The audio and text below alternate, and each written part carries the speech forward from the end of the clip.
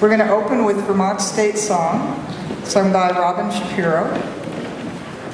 The Vermont State Song was adopted in 1999. It's called These Green Mountains.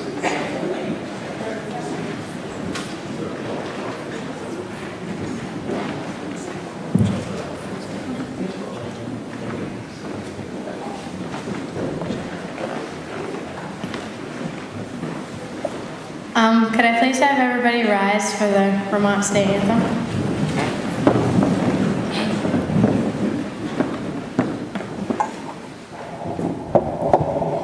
These green hills and silver waters are my home. They belong to me and to all of her sons and daughters. May they be strong and forever free. Let us live to protect her beauty and look with pride on the golden dome. They say home is where the heart is. These green mountains are my home. These green mountains are my home.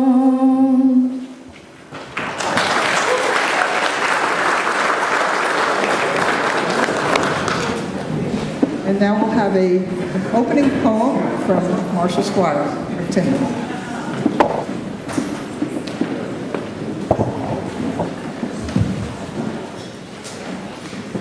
Feel I'm like a town meeting here up in Tinmouth. What a beautiful song, and well sung. For thousands of years, the geese have flown over the green and taconic mountains. One might wonder if they feel the pressure of increased populations, energy demands mounting. Two necessities of life, the air we breathe and the water we drink, are being compromised by the very hands of man. It's well past time to slow things down and reassess, step back and ponder, are we doing the best we can? As in the past, our tunnel vision and greed says, this is the only way to go. Let's go, let's go. But shouldn't we look at all the parts that make our lives complete? Our surroundings are important as well, you know. Mankind is destroying our very ability to live on this beautiful earth. But some are awakening and saying it's time to change. New ideas are coming to birth. Let's be one who stops the same and lead a time of renewal. Look for ways it can work without an endless need for more energy fuel. Big is not always the best, as our economy can now attest. Maybe smaller, closer to home, in the right place would be the best. Yes, we need to grow, and in greener ways, soon, so the degradation will stop.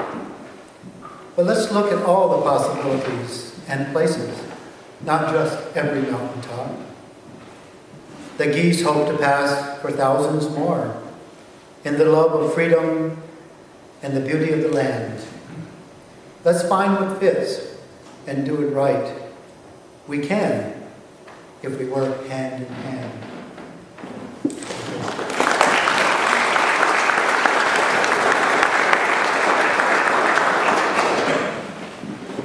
Thank you, Marshall. It's a tradition at Tinmouth Town Meeting that Marshall reads a poem that he usually writes the night before. Welcome. Can you hear me all right? No. Mike, can you pick up the sound? Thank you. Is that better? Yes. and please let me know if you have any trouble hearing. My name is Annette Smith. I'm Executive Director of Vermonters for a Clean Environment, and I'm pleased to welcome you all here tonight to this forum on wind and energy. I'll begin with a few opening comments. First about Vermonters for a Clean Environment. Despite the Rutland Herald's insistence on calling us opponents, for the last 4 or 5 years we've been working collaboratively on finding solutions. In the case of the Vermont Community Wind Farm project, we reached out to the developer and his public relations expert person and asked them to work with the community on the experts to hire. The developers have declined every effort we've made to work in a constructive and positive manner. Nevertheless, we are committed to finding solutions to our energy future that bring communities together rather than divide them.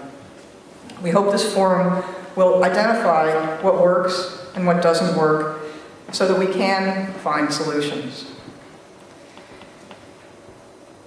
Up until 7 months ago, Vermonters for a Clean Environment had happily been able to stay out of the issue of large wind turbines in Vermont. Like many others, I thought the problems people had would have more about the view. I was among many people, including some in this room, who when polled responded in favor of wind energy for Vermont.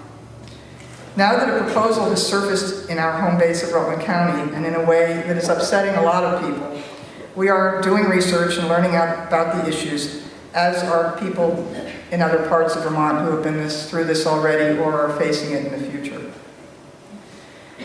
The issues surrounding big wind turbines are numerous. Tonight, we will be focusing on those that seem to be of most concern to people who are being expected to live around them. And we will also look at whether or not big wind turbines can really make a difference in solving Vermont's energy needs and reducing greenhouse gas emissions. As an environmentalist, I am very concerned about our changing climate and do not want to stand in the way of bringing about meaningful change. As a researcher, I could say that in the 10 years I have been doing this work, I have never seen an issue with so much spin and so little fact.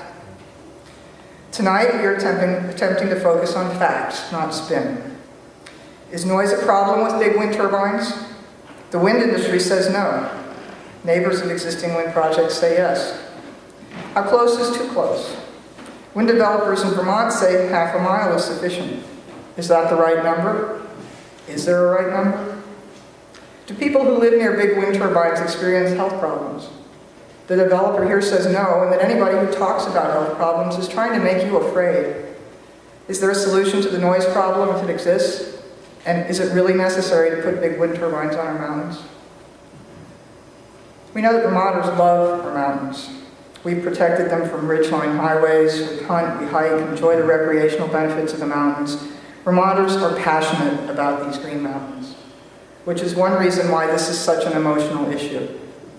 We know that in addition to the subjects to be addressed tonight, people are concerned about road building, habitat fragmentation, impacts on water supplies, blasting birds, bats, raptors, and more. We invite you to use the index cards, post-it notes, right on the back of your program, or fill out our sign-in sheet and tell us if you would like us to put on other forums, and if so, what issues you'd like us to cover. Back on the back table, we have index cards and things you can write on. We want your input if you want to do more of this. Tonight's forum will have 3 speakers, and each speaker will speak for roughly half an hour, and then we'll open it up to questions and answers. We'll plan to wrap up the formal portion of the program around 9 o'clock, but we can stay longer if people want to continue the question and answer. Rather than interrupting the speakers for questions, if you think of something, just write it down. If you're uncomfortable speaking in public, then feel free to pass your written questions up to me. While the speakers are talking, feel free to get up and walk around. You can stretch your legs, look at the photos, get some food and drink during the presentations if you need to. I don't want you to feel like you're trapped if you want to get up. But I have to say, the town of West Rutland sure has some comfortable chairs and a beautiful auditorium, and I thank the town of West Rutland very much for allowing us to put this forum on tonight.